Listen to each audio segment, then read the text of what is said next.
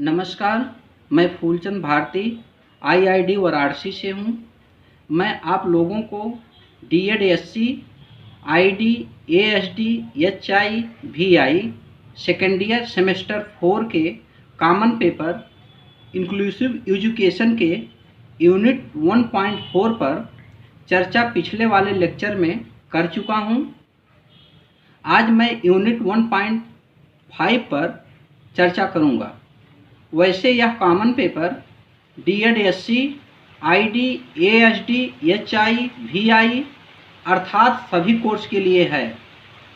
मेरी आज की टॉपिक है बैरियर टू इंक्लूजन, जिसकी हिंदी है शिक्षा में समावेश किए जाने के लिए बाधाएं।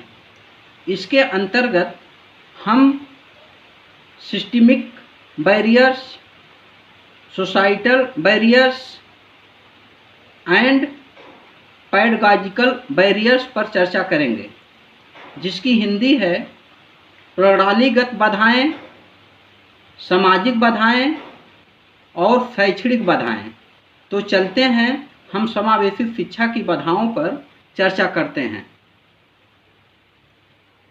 समावेशी शिक्षा की बाधाएं। विशेष आवश्यकता वाले बच्चों के लिए समावेशी शिक्षा सफलता से नहीं व्यवस्थित हो जाती है। इन विद्यार्थियों के सामान्य शिक्षण कक्षाओं में सफलतापूर्वक सीखने के लिए पर्याप्त वित्तीय सहयोग की आवश्यकता होती है, जिससे सहयोगी विशेषज्ञ रखे जा सकें तथा शिक्षकों एवं विद्यार्थियों हेतु संसाधनों को सुरक्षित रखा जा सके।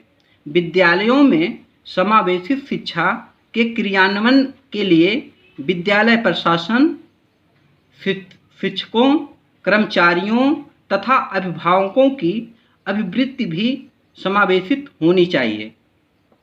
विद्यालय का अधिगम वातावरण भी भौतिक रूप से सुगम्य होना चाहिए, जिससे विद्यार्थियों द्वारा व्हीलचेयर, वॉकर तथा अन्य सहयोगी तकनीकी उपकरणों का उपयोग किया जा सके। विविध बच्चों की आवश्यकताओं को पूरा करने के लिए पाठ्यक्रम में बदलाव एवं अनुकूलन किया जाना चाहिए। अंततः जो लोग अक्षमताग्रस्त विद्यार्थियों को शिक्षा प्रदान करने से जुड़े हैं, उनमें मुक्त एवं नियमित संप्रेषण का होना आवश्यक होता है। अतः समावेशी शिक्षा के कार्यक्रम के सफल क्रियान्वयन में शिक्षाविदों द्वारा अनेकों बाधाओं का अनुभव जो निम्नलिखित हैं। पहला है सामाजिक बाधाएं, दूसरा है शैक्षणिक बाधाएं, तीसरा है आर्थिक बाधाएं, चौथा है व्यवहार बाधाएं, पांचवा है भौतिक बाधाएं, छठवां है सूचना संबंधित बाधाएं, सातवां है तकनीकी बाधाएं, आठवां है शिक्षकों की योग्यता, नौवां है धन की कमी, दसवां है माता पिता की नकारात्मक अनुभूति, 11वां पाठ्यक्रम परिवर्तन, 12वां भाषा एवं संप्रेषण, 13वां शिक्षा प्रणाली की व्यवस्था, 14वां बाधाओं के रूप में नीतियाँ। तो पहला है शिक्षा प्रणाली बाधाएं, इस पे चर्चा करते हैं। शिक्षा प्रणाली प्रायः केंद्रित होती है तथा परिवर्तन एवं पहल में बाधक होती है। इस संबंध में निर्णय लेने की जिम्मेदारी उच्च स्तर पर होती है तथा प्रबंधन तंत्र का ध्यान गुणवत्तापूर्ण सेवाएं प्रदान करना सुनिश्चित करने के बजाय कर्मचारियों द्वारा नियमों का अनुपालन किए जाने पर होता है। कई प्रणालियों के अंतर्गत सूचनाओं का अभाव भी होता है तथा प्रायः विद्यालय प्रणाली से अलग किए गए शिक्षार्थियों का सही आंकड़ा उपलब्ध नहीं होता है। विशेष आवश्यकता की श्रेणी में रखे जाने वाले शिक्षार्थियों का एक छोटा प्रतिशत ही सामान्य अथवा विशेष परिवेशों में उपयुक्त शिक्षा प्राप्त करता है और जो शिक्षार्थी इस प्रणाली से बाहर है उनके लिए कोई सुविधा या सहयोग उपलब्ध नहीं है। यह वर्तमान प्रावधान प्राथमिक शिक्षा के बाद की आवश्यकताओं को पूरा करने के लिए अपर्याप्त है। दूसरा है सामाजिक बाधाएं। शिक्षा प्रणाली में अयोग्यता तथा असमानताओं को प्रत्यक्ष रूप से देखा जा सकता है, जिससे निरंतर गरीबी एवं बड़े स्तर पर बेरोजगारी बढ़ रही है। इसके अतिरिक्त हिंसा तथा HIV या एड्स का भी समावेशी शिक्षा प्रणाली पर विपरीत प्रभाव पड़ रहा है। जब विशिष्ट बच्चों को समाज में हीन भावना के दृष्टिकोण से देखा जाता है तो उस समय जो बाधाएं उत्पन्न होती है तो वही सामाजिक बाधाएं कहलाती है, जो इस प्रकार है। पहला है नकारात्मक सोच। विशिष्ट बच्चे समावेशी शिक्षा के महत्वपूर्ण अंग हैं, लेकिन समाज इन विशिष्ट बच्चों के प्रति नकारात्मक सोच रखता है। उन्हें असमर्थ एवं सामान्य शिक्षा के योग्य नहीं समझा जाता है। इसलिए विशिष्ट बच्चों को माता पिता अपने साथ रखने के बजाय उन्हें विशेष स्कूल में भेजकर अपने दायित्व से मुक्ति पा लेते हैं। इसी सोच के कारण समावेशी शिक्षा सफल नहीं हो पा रहा है। दूसरा है विभेदन एवं रूढ़िवादिता। विभेदन एवं रूढ़िवादिता की अभिवृत्ति विशिष्ट बच्चों के माता पिता के अपेक्षा सामान्य बच्चों के माता पिता में अधिक है। सामान्य बच्चों के माता पिता अपने बच्चों को अक्षम बच्चों के साथ पढ़ने तथा अपने बच्चों से मिलने जुलने व साथ में खेलने का विरोध करते हैं। तीसरा है विशिष्ट बच्चे शिक्षा योग्य नहीं। समाज के लोग एवं सामान्य बच्चों के माता पिता के लोगों का यह मानना है कि विशिष्ट बच्चा शिक्षा ग्रहण नहीं कर पाएगा। उन्हें विधाता का प्रकोप मानकर किसी भी कार्य के प्रति उत्साहित नहीं करते हैं। बहुत सारे माता पिता या अभिभावक समावेशी शिक्षा को कुछ नहीं मानते हैं।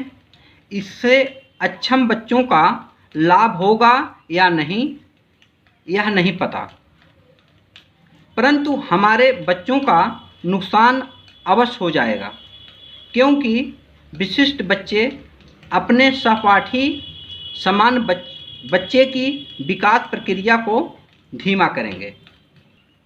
तीसरा है अभिवृत्तिक या व्यवहारिक बाधाएं। समावेशन में सबसे बड़ी बाधा समाज द्वारा उत्पन्न होती है, न कि चिकित्सकीय क्षति द्वारा।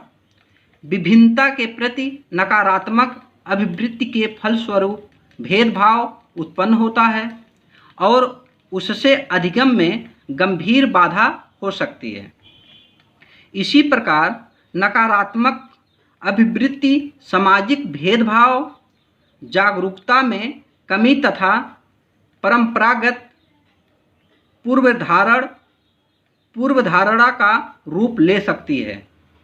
अक्षमताग्रस्त बच्चों की शिक्षा के लिए कुछ क्षेत्रों में आज भी ऐसा मानते हैं कि अक्षम लोगों को शिक्षा देना बेकार है। प्रायः ये समस्याएं शिक्षा प्रणाली की कमियों से नहीं उत्पन्न होती है, बल्कि बच्चों की विभिन्नताओं के रूप में पहचानी जाती है। चौथा है भौतिक बाधाएं।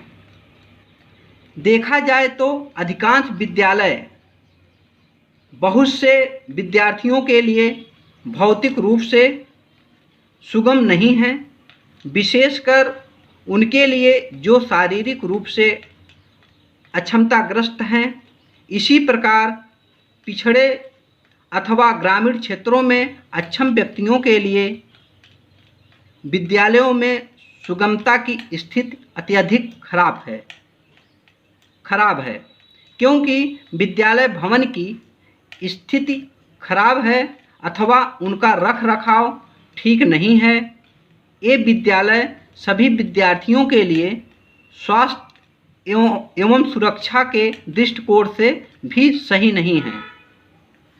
बहुत से विद्यालयों में विशेष आवश्यकता वाले बच्चों की ज़रूरतों को पूरा करने के लिए व्यवस्था नहीं है तथा उसके लिए स्थानीय समुदाय भी कोई सहयोग नहीं प्रदान करती है। इन भौतिक अथवा वातावरणीय बाधाओं में दरवाजे, गलियां, सीढ़ी तथा मनोरंजन के क्षेत्र को सम्मिलित किया गया है। अधिकांश विद्यालयों में सबसे बड़ी समस्या की पहचान में प्रवेश के रूप में की गई है। पांचवा है सूचना संबंधी बाधाएं। समावेशन की सभी अन्य बाधाओं में से सबसे बड़ी बाधा समावेशन के विषय में जानकारियों की कमी है। ऐसे सभी विशेषज्ञ जो शैक्षणिक निर्णय लेने तथा क्रियान्वयन प्रक्रिया में महत्वपूर्ण भूमिका निभाते हैं, उनके पास समावेशन के संबंध में कम जानकारी, अपूर्ण जानकारी अथवा बिल्कुल जानकारी नहीं है। बहुत से लोग यह भी नहीं जानते हैं कि समावेशन के सहयोग में उपलब्ध संसाधनों को कैसे उपयोग किया जाए और ऐसा माना जाता है कि समावेशन को सफल बनाने के लिए विभिन्न प्रकार के संसाधनों की महत्वपूर्ण आवश्यकता होगी। छठवां है तकनीकी बाधाएं। शिक्षा में तकनीकी आविष्कार लगातार बढ़ रहे हैं जो अक्षमताग्रस्त बच्चों की शिक्षा में लाभदायक होते हैं, जिसमें से अधिकतर का भरपूर उपयोग नहीं हो रहा है। कुछ विद्यालय तकनीकों को नहीं अपनाते हैं जिसका मुख्य कारण उसकी लागत हो सकती है अथवा वे पूरी तरह यह नहीं समझ पाते हैं कि इसका उपयोग कैसे किया जाए। सातवां है आर्थिक बाधाएं। संसाधनों की उपलब्धता किसी भी क्षेत्र में विशेष महत्व रखती है। समावेशी शिक्षा में इसकी उपयोगिता और भी बढ़ जाती है। संसाधनों की कमी भी समावेशी शिक्षा से जुड़ा एक गंभीर एवं बड़ा मुद्दा है, जैसे विद्यालयों या उपयुक्त सुविधाओं की कमी, शिक्षकों की कमी या योग्यता की कमी, अधिगम सामग्रियों की कमी इत्यादि। शिक्षा में मौलिक ज़रूरतों को पूरा करने हेतु उपलब्ध संसाधनों की अनुपयुक्तता एक बहुत बड़ा मुद्दा है। ऐसा अनुमान है कि सभी के लिए शिक्षा की उपलब्धता हेतु सरकारों एवं दानदाताओं द्वारा अतिरिक्त वित्तीय सहयोग प्रदान करने की आवश्यकता होगी। आठवां है शिक्षकों की योग्यता। शिक्षकों की योग्यताएं तथा अभिवृत्तियां समावेशित शिक्षा के लिए बड़ी सीमितता हो सकती है। कर्मचारियों का प्रशिक्षण लगभग सभी स्तर पर उपयुक्त नहीं होता है। जहां भी कहीं प्रशिक्षण दिया जाता है तो प्रायः विघटित, असमन्वित तथा अनुपयुक्त होता है। यदि विशेष आवश्यकता वाले बच्चों के प्रति शिक्षकों की सकारात्मक अभिवृत्ति नहीं होता है तो इन बच्चों के लिए संतोषजनक शिक्षा प्राप्त कर पाना मुश्किल हो जाता है। नौवां है पाठ्यक्रम परिवर्तन। किसी शिक्षा प्रणाली में पाठ्यक्रम एक बड़ी बाधा अथवा उपकरण होता है जो समावेशित प्रणाली के विकास को आगे बढ़ाता है। पाठ्यक्रम प्रायः विविध शिक्षार्थियों की व्यापक श्रेणी की आवश्यकताओं को पूरा करने में अयोग्य होता है। बहुत से संदर्भों में पाठ्यक्रम की केंद्रीय स्तर पर संरचना तैयार की जाती है जो सख्त होती है, जिसमें स्थानीय परिवर्तन की कम संभावनाएं होती है अथवा शिक्षकों में नए उपागमों के प्रयोग हेतु लचीलापन नहीं होता है। उसके विषय भी वास्तविकता से परे हो सकते हैं जिसमें विद्यार्थी रहते हैं, अतः ऐसे पाठ्यक्रम सुगमता एवं प्रेरणा से परे होते हैं। 10वां है भाषा एवं संप्रेषण। शिक्षण एवं अधिगम प्रायः एक भाषा के द्वारा संपन्न होता है जो कुछ शिक्षार्थियों की प्रथम भाषा नहीं होती है। यह विशेष आवश्यकता वाले शिक्षार्थियों के लिए हानिकारक होती है तथा इससे होने वाली भाषाई कठिनाइयों के कारण शिक्षार्थियों के अधिगम में बाधा पहुंचती है। द्वितीयक भाषा के शिक्षार्थियों की आकांक्षाएं कम होती हैं तथा उनके साथ भेदभाव अधिक हो सकता है। 11वां है बाधाओं के रूप में नीतियाँ। ऐसे नीति निर्माता जो समावेशी शिक्षा की अवधारणा को नहीं समझते या स्वीकार नहीं करते हैं, वे समावेशित नीतियों के क्रियान्वयन में सबसे बड़े बाधक हैं। कुछ देशों में अभी भी ऐसी नीतियां हो सकती हैं जो अधिकारियों को यह घोषणा करने की संभावना को बढ़ाती है कि कुछ बच्चे शिक्षा के लिए अयोग्य हैं। साधारण तौर पर यह परंपरा गंभीर अधिगम अक्षमताग्रस्त बच्चों के लिए लागू होती है। इसी प्रकार कुछ अन्य देशों में कुछ विशिष्ट समूह के शिक्षार्थियों के शिक्षा की जिम्मेदारी शिक्षा मंत्रालय के बजाय किसी और मंत्रालय की हो सकती है। इससे एक ऐसी स्थिति उत्पन्न होती है कि विशेष आवश्यकता वाले बच्चों को मुख्य धारा शिक्षा में सहभागी बनाने की उम्मीद नहीं की जाती और परिणाम स्वरूप उन्हें आगे की शिक्षा अथवा रोजगार में समानता का अवसर नहीं मिल पाता है। 12वां है माता पिता की नकारात्मक अनुभूति। अध्ययनों से पता चलता है कि अक्षम बच्चों के माता पिता संभावना व्यक्त करते हैं कि समावेशन से अक्षमताग्रस्त बच्चों की सेवाओं, क्रियात्मक सुरक्षा तथा सहयोग में कमी आती है। कुछ माता पिता का यह भी मानना है कि समावेशन के परिणाम स्वरूप बच्चे के वैयक्तिक शिक्षण कार्यक्रम में कमी आएगी जिसका बुरा प्रभाव पड़ सकता है। वहीं कुछ ऐसे भी अभिभावक हैं जो बच्चों की सुरक्षा तथा बहिष्करण के जोखिम को लेकर चिंता व्यक्त करते हैं। इन सभी कारकों का समावेशी शिक्षा के तहत विशेष आवश्यकता वाले बच्चों को सामान्य शिक्षण कक्ष में शिक्षा प्रदान करने पर बुरा प्रभाव देखा जा सकता है। अतः इन कारकों तथा अन्य मुद्दों को बेहतर तौर पर समझते हुए तथा उन्हें दूर करते हुए सभी बच्चों को एक साथ पढ़ने के वास्तविक समावेशन को साकार किया जा सकता है। आज यह व्यापक तौर पर स्वीकार किया जाता है कि समावेशन को अधिकांश विद्यार्थियों की क्षमता को बढ़ाता है, उनके अधिकार सुनिश्चित करता है तथा यह 21वीं सदी का प्रमुख शैक्षणिक उपागम है।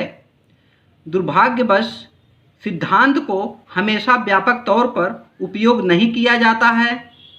हमारी सोच एवं स्वीकार्यता विगत शताब्दी तक तेजी से विकसित होती रही है तथा अक्षम व्यक्तियों के अधिकारों पर संयुक्त राष्ट्र समझौता तथा बच्चों के मुफ्त एवं अनिवार्य शिक्षा अधिनियम 2009 के परिणाम स्वरूप हमारी सामाजिक एवं राजनीतिक सोच में भी विकास हुआ है। संपूर्ण विश्व में बच्चे अक्षमता, जाति, भाषा, धर्म एवं गरीबी जैसे किसी न किसी कारण से विद्यालय शिक्षा से वंचित रहे हैं, परंतु प्रत्येक बच्चे का बढ़ने, सीखने एवं प्रारंभिक वर्षों में विकसित होने के लिए अपने माता पिता एवं समुदाय का सहयोग पाने का अधिकार है तथा उसी प्रकार विद्यालय की उम्र में विद्यालय जाने तथा शिक्षकों एवं सहपाठियों द्वारा समान तौर पर स्वागत किए जाने का अधिकार है। जब सभी बच्चों को उनकी विशेषताओं के बावजूद एक साथ शिक्षा प्रदान की जाती है तो सभी को लाभ मिलता है। यही समावेशी शिक्षा का मूल मंत्र है। इससे स्पष्ट होता है कि समावेशी शिक्षा के अंतर्गत विभिन्न एवं असमान विद्यार्थी एक ही शिक्षण कक्ष में शिक्षा ग्रहण करते हैं। वे पिकनिक तथा विद्यालय के बाहर के अन्य क्रियाकलापों का एक साथ आनंद लेते हैं। वे सरकारी विद्यालयों में भी साथ साथ पढ़ते हैं तथा सामान्य प्रकार के खेलकूद कार्यक्रमों में भाग लेते हैं। समावेशी शिक्षा बच्चे की विविधता का आदर करती है तथा प्रत्येक विद्यार्थी की शिक्षण कक्ष में सहभागिता का मूल्य समझती है। आज मैं आप लोगों को इस लेक्चर के माध्यम से समावेशी शिक्षा की बाधाओं के बारे में बताया। अब हमारी आज की टॉपिक और यूनिट समाप्त हो गई। अब हम पुनः आप लोगों से जुलाई के महीने में जूम ऐप के द्वारा common paper inclusive education for children with disabilities unit 1 पर चर्चा करेंगे। आप लोगों के परीक्षा में इस टॉपिक से संबंधित प्रश्न पूछे जा सकते हैं, इसलिए मैं आप लोगों को असाइनमेंट के रूप में लिखने के लिए कुछ प्रश्न दे रहा हूं, जो इस प्रकार है। पहला प्रश्न है, समावेशित शिक्षा की बाधाओं से आप क्या समझते हैं? और दूसरा प्रश्न है, समावेशित शिक्षा की बाधाओं का वर्णन कीजिए। आप सभी लोग इस लेक्चर को ध्यानपूर्वक सुनिएगा और पढ़िएगा, तब जाकर इन प्रश्नों का उत्तर अपनी कॉपी में लिखकर और उसका फ़ोटो खींचकर आप लोगों का जो ग्रुप है उस ग्रुप में भेज दीजिएगा, ताकि आप लोगों के उत्तर का मूल्यांकन किया जा सके। इसके अलावा भी अगर आप लोगों को मेरे टॉपिक से संबंधित कोई प्रश्न वगैरह पूछना है तो फ़ोन के माध्यम से पूछ सकते हैं। धन्यवाद।